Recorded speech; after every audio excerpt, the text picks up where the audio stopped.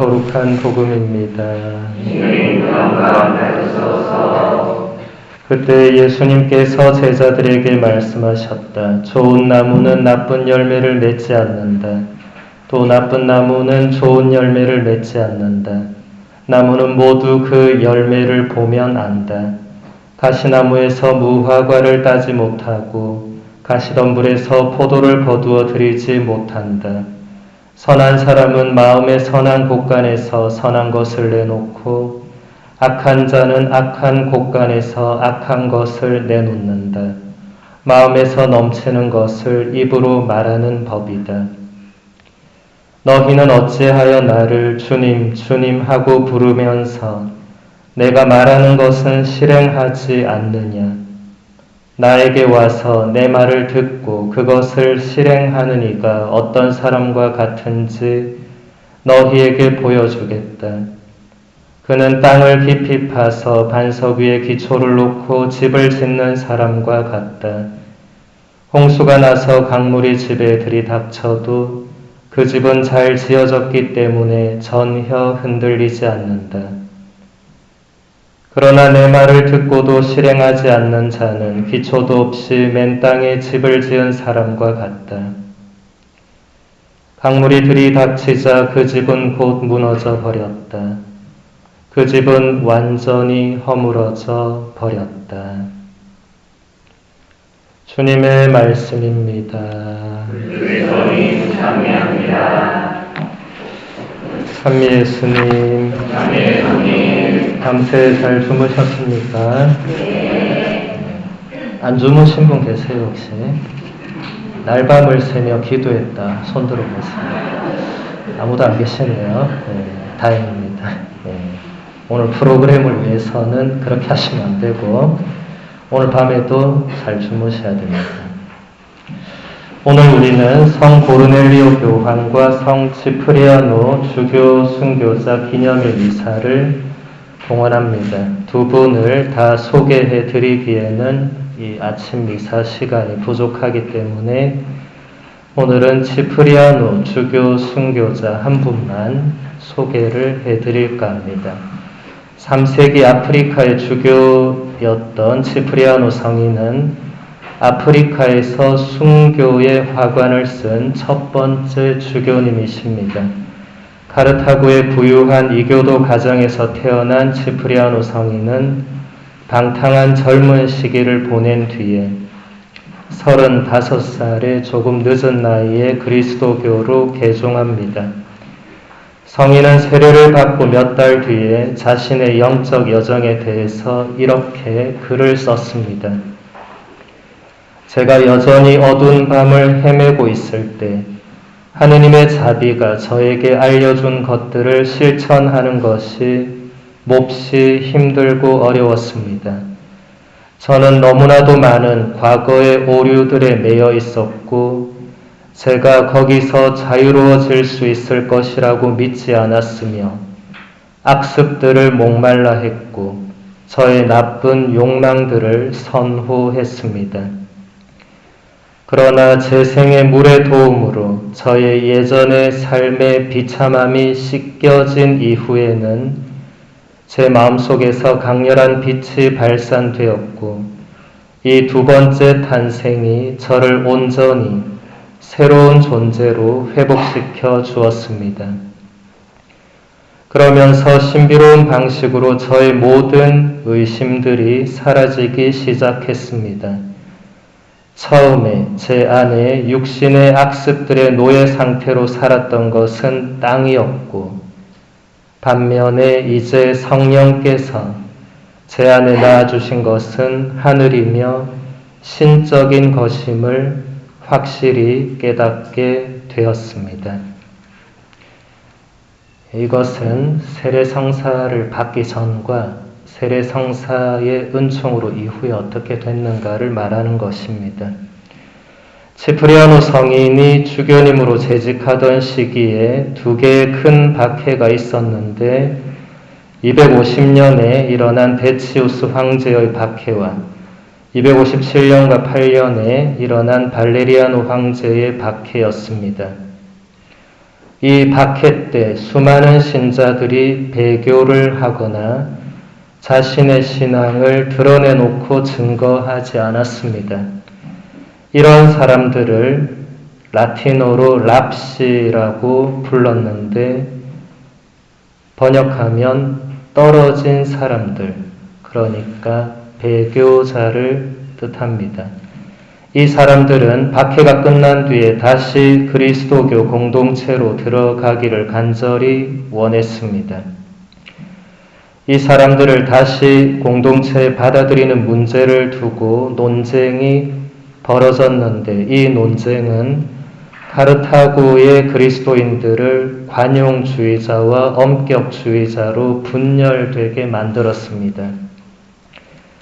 이런 난처한 상황에서 치프리아노 성인은 배교자들이 모범적인 참회를 보여준 뒤에 그리스도교 공동체에 받아들여지는 것이 가능하다고 주장을 합니다. 엄격하지만 유연한 대처를 한 것입니다. 이것은 아프리카 교회가 지켜온 전통을 지키는 것이기도 했습니다.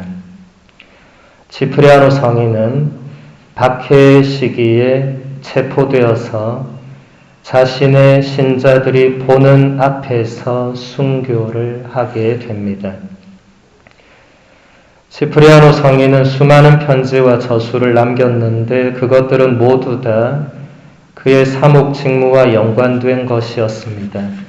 신학적인 사색도 조금 있기는 했지만 성인은 무엇보다도 교회 공동체 건설과 신자들의 착한 행실을 도와주기 위한 목적으로 작품을 저술했습니다. 특별히 치프리아노 성인이 가장 공들였던 주제는 바로 교회였습니다. 성인은 눈에 보이는 교회인 교계 제도와 눈에 보이지 않는 교회인 그리스도의 신비체를 구별하면서 베드로 위에 세워진 유일한 하나의 교회를 대단히 강조했습니다. 성인은 지치지 않고 이렇게 말했습니다. 그 위에 교회가 세워진 베드로의 사도좌를 떠나간 사람은 자신이 교회 안에 머물러 있다는 착각을 하고 있을 뿐입니다. 또 성인은 이런 말을 합니다. 교회 밖에는 구원이 없습니다. 교회를 어머니로 모시지 않는 사람은 하느님을 아버지로 모실 수 없습니다. 교회의 일치는 치프리아노 성인에게 포기할 수 없는 특징이었고 이것은 솔기 없이 통으로 짠 그리스도의 옷으로 상징되는 것이었습니다. 성인은 교회의 일치는 베드로의 기초에서 찾을 수 있으며 그 완전한 실현은 성체 성사 안에 있다고 가르쳤습니다. 성인은 이렇게 말합니다. 한 분이신 하느님, 한 분이신 그리스도, 그리고 그분의 오직 하나인 교회, 하나의 믿음, 그리고 굳건한 일치를 이루고 있는 하나의 그리스도교 백성이 존재합니다. 하나인 것은 본질적으로 분리될 수가 없습니다. 우리는 기도에 대한 치프리아노 성인의 가르침도 간과해서는 안 될 것입니다.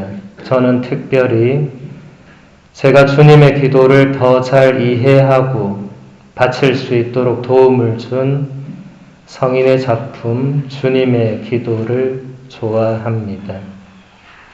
제가 작년 에지오 봉쇄교육 때 수강생들에게 치프리아노 성인의 주님의 기도 책을 한 권씩 선물하기도 했었습니다. 치프리아노 성인은 주님의 기도 안에 그리스도인의 올바른 기도 방법이 주어져 있다고 가르치면서 이렇게 말했습니다. 우리의 기도는 공적이고 공동으로 바치는 기도입니다. 우리가 기도할 때 각자 혼자만을 위해서가 아니라 모든 백성을 위해서 기도합시다. 왜냐하면 우리 백성은 모두 하나이기 때문입니다. 이처럼 개인이 바치는 기도와 공적인 전례 기도문은 서로 연결되어 있는 것으로 드러납니다. 이 두 기도가 하나가 될 수 있는 것은 똑같은 하느님의 말씀에 대한 응답에서 오는 것이기 때문입니다.